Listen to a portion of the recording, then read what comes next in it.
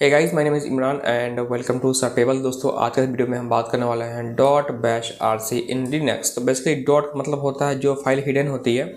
तो जो एक फाइल है बैश आर सी, ये एक फाइल है, इसके पीछे डॉट लगा, ये एक हिडन फाइल है। तो ये क्या होता है, ठीक है, इस पर हम जानते हैं। The bash R C file in Linux is a shell script. ठीक है, ये एक शेल स्क्रिप्ट है that is executed whenever user start an interactive bash shell session.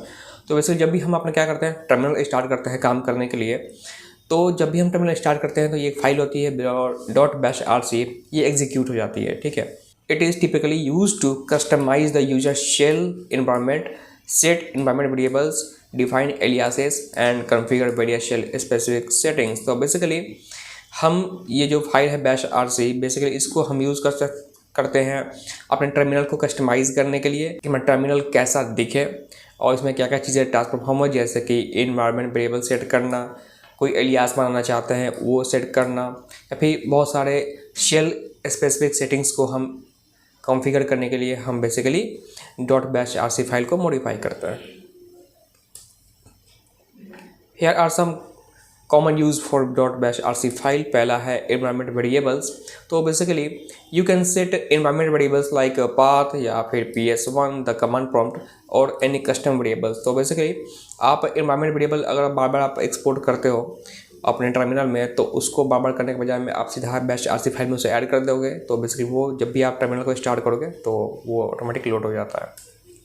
फिर है एलियासेस।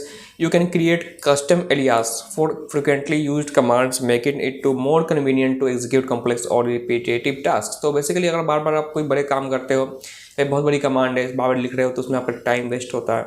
तो बेसिकली आप वो फ्रिक्वेंटली यूज़ कर रहे हो उस कमांड को, तो आप उसकी जगह पर कोई एलियास बना सकते हो और जब भी आप टर्मिनल में उस एलियास को यूज़ करोगे तो वो कमांड ऑटोमेटिक एग्जीक्यूट हो जाएगी। फिर नेक्स्ट है shell options. You can enable और disable various bash shell options to change its behaviour such as history control और फाइल नेम कंप्लीशन। तो बेसिकली आपको पता है, जब भी हम कोई फाइल का नाम देते हैं फिर उसमें हम टैब कीबोर्ड का प्रेस करते हैं तो फाइल नेम ऑटोमेटिक कंप्लीट हो जाता है। तो ये सारी चीज़ें कैसे कंट्रोल होती हैं, तो बेसिकली ये सभी चीज़ें डिफाइन होती है हमारे बैश आर सी फाइल के अंदर कि हम टर्मिनल में कुछ भी काम करते हैं तो कैसे बिहेवियर कैसा होगा। तो ये सब तरीके के, ये सारी चीज़ें जो होती हैं बेसिकली इस टाइप के भी कॉन्फ़िगरेशन आप इसमें कर सकते हैं। फिर नेक्स्ट है functions. You can define custom shell functions for automation और सिंप्लीफाइंग टास्क। तो बेसिकली आप इसके अंदर फंक्शंस भी क्रिएट कर सकते हो जो कि आपके ऑटोमेशन टास्क को परफॉर्म कर सकता है और अपने आपके टास्क को सिंप्लीफाई कर सकता है। फिर नेक्स्ट है the bash R C file is located in the user's home directory. Okay, फिर हमें पाथ दिया हुआ है at it can be edited with a text editor. तो basically dot bash R C file को हम टेक्स्ट एडिटर से edit कर सकते हैं, जैसे नैनो एडिटर, ठीक है, वीम एडिटर। फिर उसके बाद ये जो फाइल है बेसिकली ये हमारे होम डायरेक्टरी पे होती है। तो होम डायरेक्टरी का लोकेशन क्या होता है, होम, फिर आपका यूज़र नेम, फिर उसके बाद dot bash R C file. Dot का मतलब है कि ये फाइल हिडन है, और आप किसी फाइल या डायरेक्टरी के पीछे डॉट लगा देते हो, उसके बाद नाम लिखते हो तो फाइल हिडन हो जाती है। उसे देखने के लिए हमें क्या कमांड यूज़ करना पड़ता है, ls -a। Okay, changes made to this file take effect the next time the user open a new terminal session or login, as it's executed when the bash shell starts। तो basically मान लो कि हमने कोई चीज़ changing करी bash R C file में, उसके बाद वो इंस्टेंटली हमारे जो एग्जिस्टिंग टर्मिनल है जिस पर हम काम कर रहे हैं उस पर वो इफेक्ट नहीं करेगा, उस पर वो अप्लाई नहीं होगा। जब हम चेंजेस करने के बाद नया टर्मिनल स्टार्ट करेंगे तब जाके वो एग्जीक्यूट होता है हमारा। तो जब भी टर्मिनल स्टार्ट होगा और जो बैश आर सी फाइल में चीज़ें हमने लिख के रखी हैं, डिफाइन कर रखा है, वो चीज़ें लोड होती हैं। और पहले से कोई हमने कर रखा है, पहले से टर्मिनल स्टार्ट कर रखा है, तो उस समय जो फाइल हमने लोड करी थी वो चीज़ें होंगी। आप ऐसा नहीं कर सकते कि हमने अभी भी चेंज करी और अभी वो टर्मिनल में इफेक्ट हो जाए, ऐसा नहीं होता। जब भी नया टर्मिनल स्टार्ट करेंगे तो उस पर इफेक्ट करता है, ठीक है। तो ये होगा डेफिनेशन। अब हम चलते हैं अपने उबंटू मशीन में और वहाँ पर देखते हैं इसके live demo. Alright, so guys हम आ चुके हैं अपने टर्मिनल के अंदर और बेसिकली सबसे पहले हम बात करते हैं कि dot bash R C file कहाँ होगी। तो हम बात करते हैं अपने लोकेशन के। तो मेरा लोकेशन जो है PWD वो है होम जेसन। ओके, तो बेसिकली यहीं पे होम डायरेक्टरी पर ही आपको dot bash R C file देखने को मिलती है। तो हम करते हैं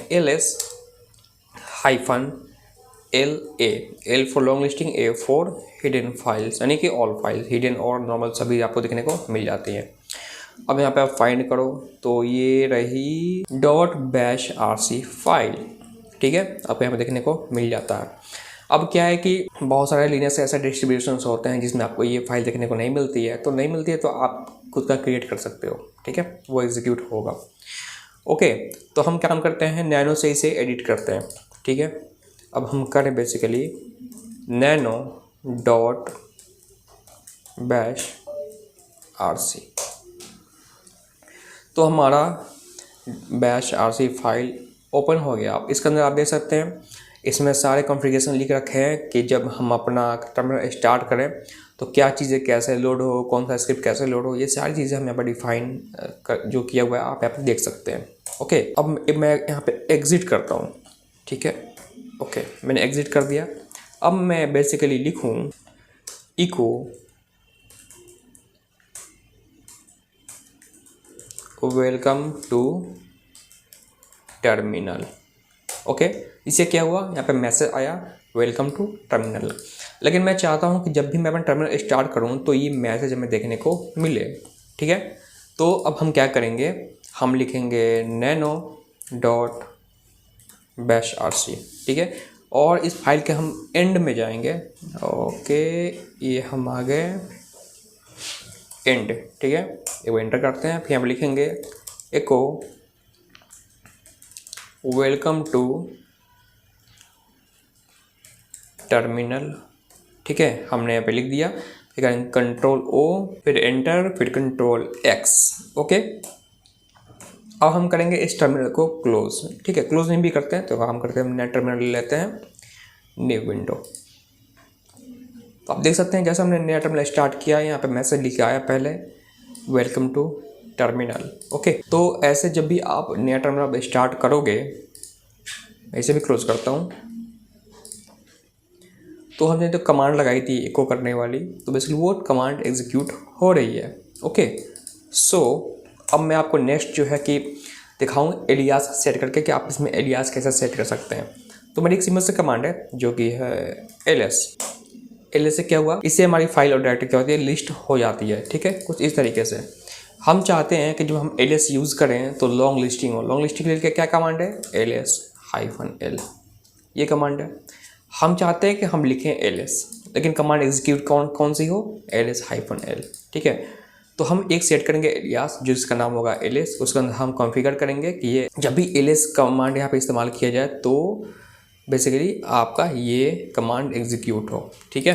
तो इसे कैसे करेंगे, हम लिखेंगे basically nano dot bash RC, ठीक है। एंड में आ जाते हैं।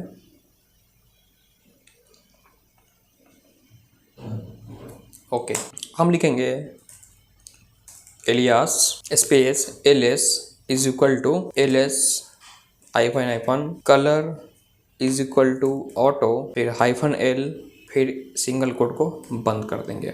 ओके, तो हमने एक एलियास सेट किया जिसका नाम है ls, और इसके अंदर हमने क्या किया, ls-l लॉन्ग लिस्टिंग सेट कर दी, और यहाँ पे कलर कोड दे दिया ऑटो, ठीक है। हम करेंगे control O, enter, control X। Okay, अगर हम अभी पुराने टर्मिनल पे हैं, इसमें भी कोई चीज़ मॉडिफाइड इसमें नहीं होगी, तो हम अगर सिंपल लिखेंगे ls तो आपको ऐसा ही देखने को मिलेगा। ls-l करेंगे तब आपको ऐसा लॉन्ग लिस्टिंग देखने को मिलेगा। इसमें लिस्टिंग देखने को मिलती है, इसमें आपको लॉन्ग लिस्टिंग देखने को मिलती है। ओके, अब हम नया टर्मिनल लेते हैं, बेसिकली न्यू विंडो। ओके, और हम यहाँ पे यूज़ करें ls, तो अब देखिए यहाँ पे हमने जो एलियास सेट किया था ls का, अब दोनों में डिफरेंस देख सकते हैं। यहाँ पे अब ls-l यूज़ हो रहा है, ठीक है। हमने ls का एलियास सेट किया और ls-l वाला हमारा कमांड एग्जीक्यूट हो रहा है। ओके, तो इस तरीके से आप .bash RC फाइल में मॉडिफाई कर सकते हैं। ओके, अब मैं आपको एक और एग्जांपल दिखाता चलूँ, nano डॉट बैश RC, और चलते हैं एंड ऑफ द लाइन पे। ओके, अब मैं काम करता हूँ, मैं सेम चीज़ यहाँ पे से कॉपी कर लेता हूँ और यहाँ पे पेस्ट करता हूँ, ठीक है। और मैं करता हूँ ls-l a, पहला एलियास है जिसे हमने सेट किया है ls-l, दूसरा सेम नाम के एलियास है और इसमें हम सेट किया है ls-l a।